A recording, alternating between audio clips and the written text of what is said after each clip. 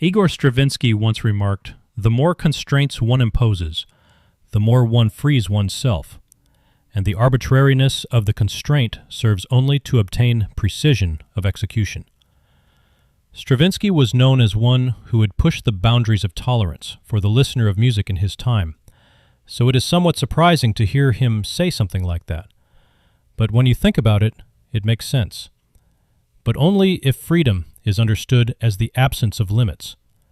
For Stravinsky, freedom did not mean having endless options at his disposal.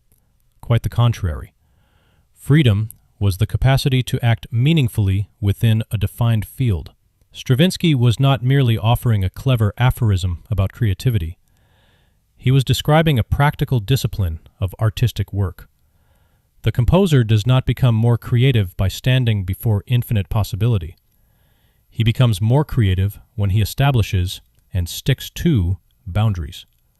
Form, instrumentation, rhythmic structure, a tonal language, and then discovers what can be made within it.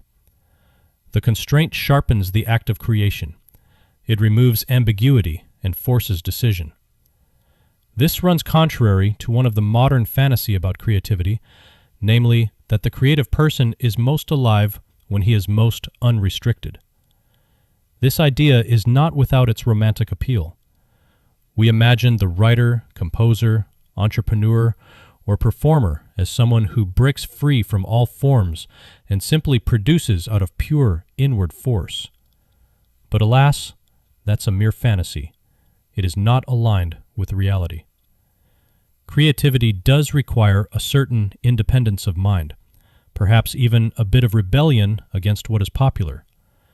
But independence of mind is not the same thing as formlessness. An unlimited field produces not freedom, but paralysis. When everything is possible, nothing has priority. The blank page does not necessarily liberate the writer.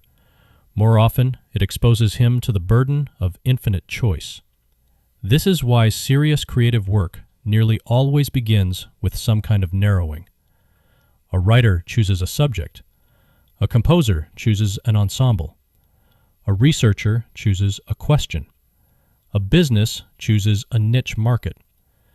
These initial decisions may feel restrictive, but they are actually essential to their success.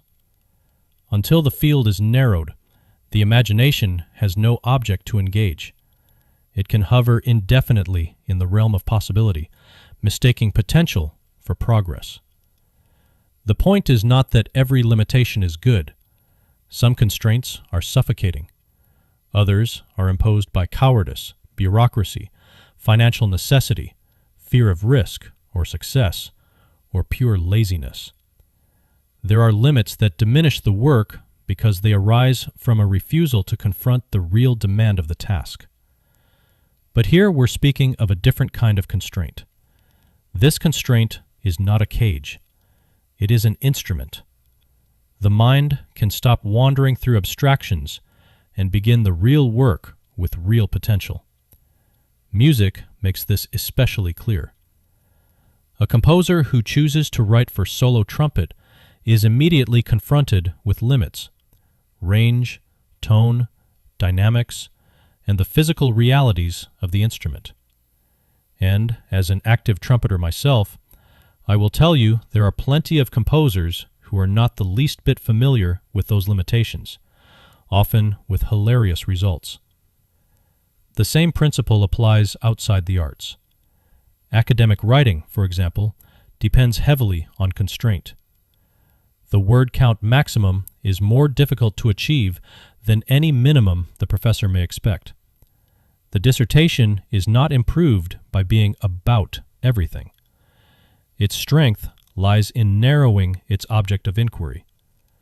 A useful research question does not ask the writer to say something vaguely important about a large topic. It requires the writer to identify a specific problem, define terms, establish scope, choose a method, and submit the argument to evidence. In that sense, scholarly work is disciplined creativity. The form does not weaken the thought. The form tests the thought. This may explain why the most frustrating stage of any project is often not the work itself, but the period before the boundaries are clear. A vague project is exhausting because it requires constant renegotiation. What is this supposed to be? Who is it for? What belongs in it? What does not? What standard governs it? Without answers to those questions, even the most talented artists, academics, musicians, etc., waste enormous energy circling the work rather than engaging with it. Once the boundaries are set, however, a different kind of energy becomes available. The task is still difficult to be sure, but it is no longer ambiguous. It has real boundaries within which to work. There is also a moral dimension to this. A life without boundaries is not necessarily a free life. It may simply be an undisciplined one. To commit to a vocation, a marriage, a tradition, a craft, a faith, or a serious body of work is to accept limits. One cannot become excellent at everything. One cannot honor every possibility equally.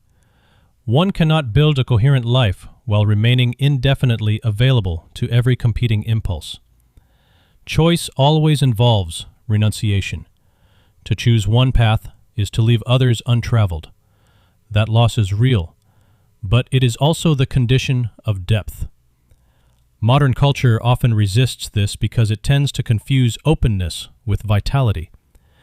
We are encouraged to keep options open, remain flexible, avoid labels, resist definition, and preserve the right to reinvent ourselves at any moment. There is a place for flexibility, but endless openness can become a subtle form of evasion. If nothing is defined, nothing can be judged. If nothing is committed to, nothing can fail. If nothing is finished, nothing has to bear the weight of public form. The refusal of constraint protects the ego from criticism, but it also prevents the work from becoming real. The boundary, then, should not be understood merely as a restriction. It is a site of incarnation. It is where the abstract becomes concrete. Before the boundary, there is only intention. After the boundary, there is material to work with. The composer has notes, the writer has sentences, the scholar has evidence. The musician has breath, time, and sound. The craftsman has the dimensions of the object. The entrepreneur has a real audience rather than an imagined public. In each case, the constraint gives the work a body. This is the deeper wisdom in Stravinsky's claim. Freedom is not found in the absence of form, but in mastery within form. My name is James Newcomb, and that is what I meant to say.